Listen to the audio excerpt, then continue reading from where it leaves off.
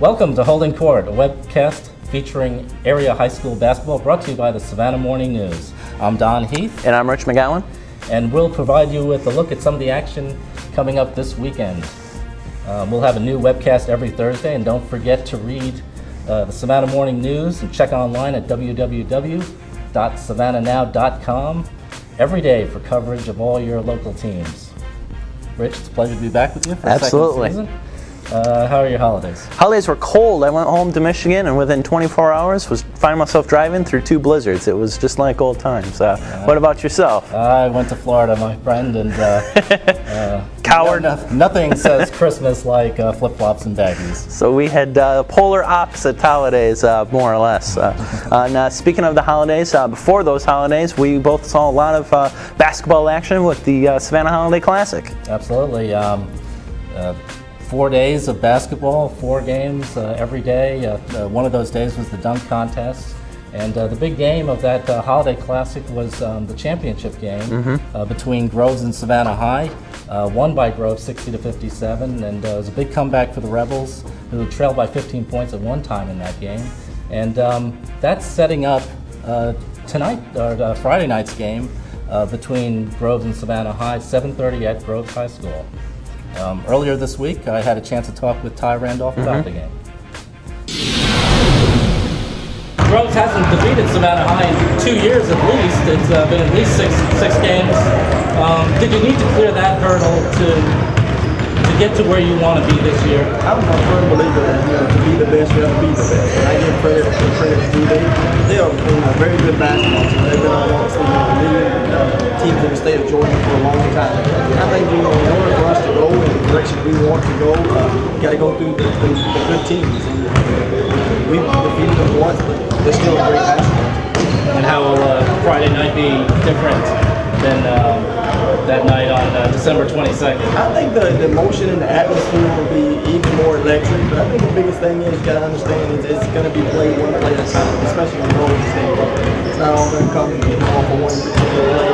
I think the players are excited. I think the fans are definitely excited. I definitely know that people don't get the credit.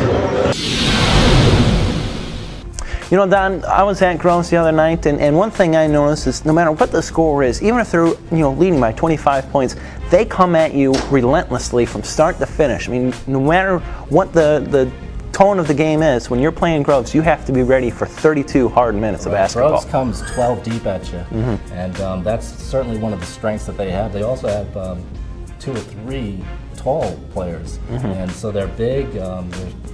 They can put pressure on you the entire game, and that's something that Savannah High is going to have to deal with on Friday night.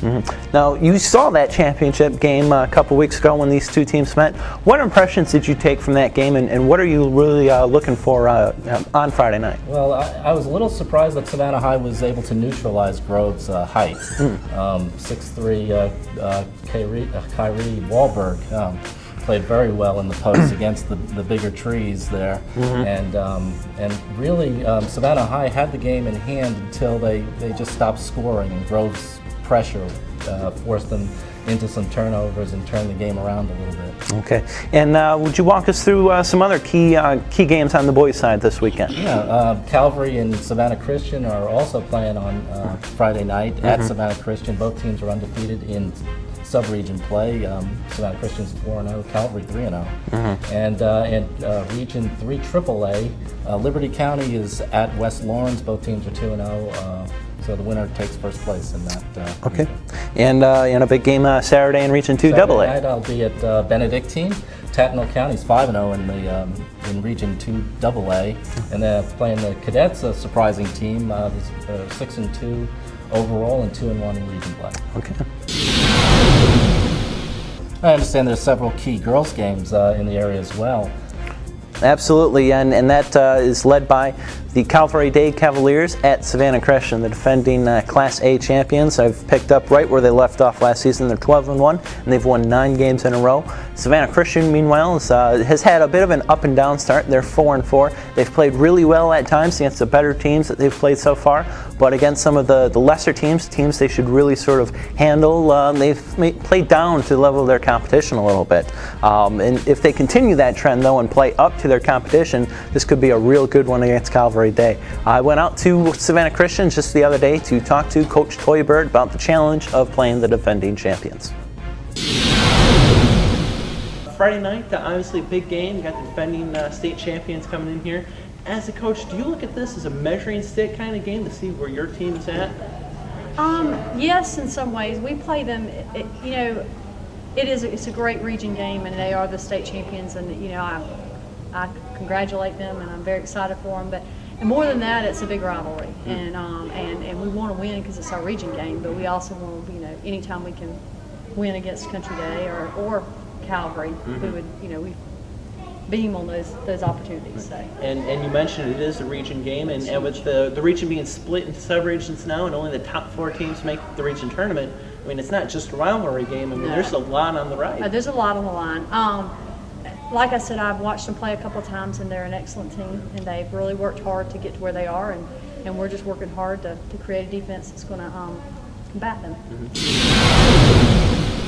Well, Calvary's got some experience with the big games. Savannah Christian's at home. Sounds like overtime to me. It could be. Savannah Christian's going to really have to limit their turnovers, however. Calvary Day will punish any team that just coughs up the ball time after time. So if Savannah Christian can limit their turnovers, they'll definitely be in this because they have scores. Adrienne DePhillips will knock down 3, 4, 5 3-pointers a game. If you leave her open, she'll knock down even more. They also have Jessica Green and several other girls who are capable of scoring. They'll go 6, 7, 8 deep on their bench, just like Calvary.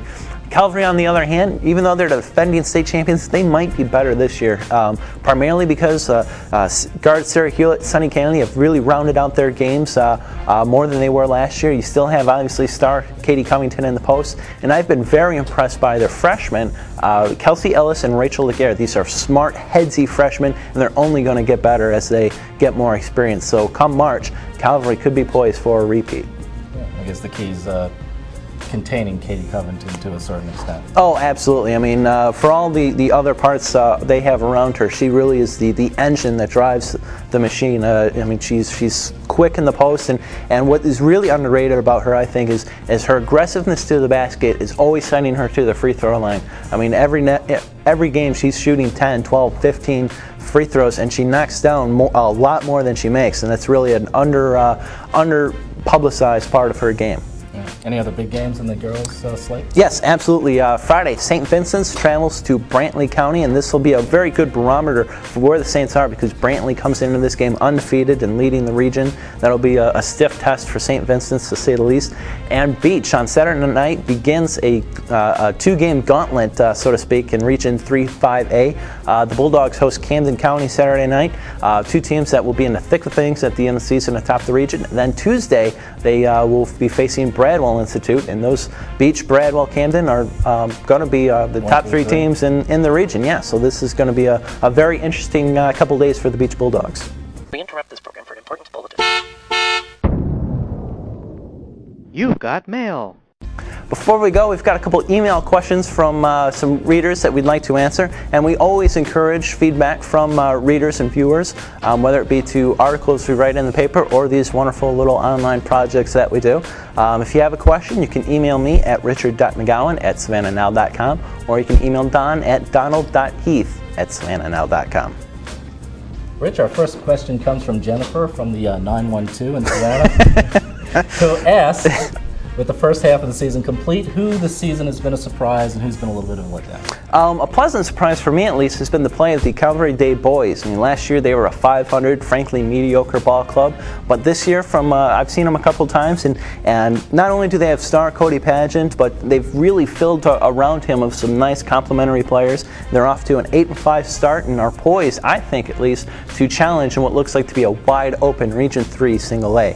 And as for a letdown, I don't know how much of a surprise it is, but it's just, to me, it's always odd to see teams like Beach, Johnson, perennial strong teams, in a rebuilding mode. It happens to everybody, but it's unusual to see teams usually at the top of the heap, struggling like they are. Obviously, those are young teams that are trying to find their identity, and they're going through some hard times right now. And our second email question comes from Wayne. Also from the 912, I understand. Who says, I'm new to the area and would like to know about the local basketball teams. Which teams make for great rivalries come Friday nights?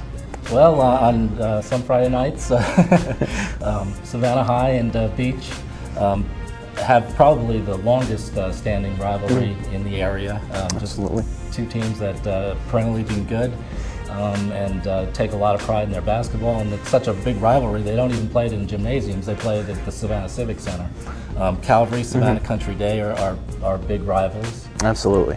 So those are some of the key games to watch. Of course, tomorrow night, one of our big ones is Savannah High at Grove, so that'll be a good one to see as well. Yeah, no shortage of rivalries, that's for sure. And that is our show for this week. Thanks very much for watching. We hope you enjoyed it. We'll be right back here next Thursday, so be sure to check back to savannahnow.com/PrepCentral for another edition of Holding Court with Rich and Don. I'm Rich McGowan. I'm Don Heath. For our technical producer, Jennifer Metzer, thanks very much for watching. See you out there.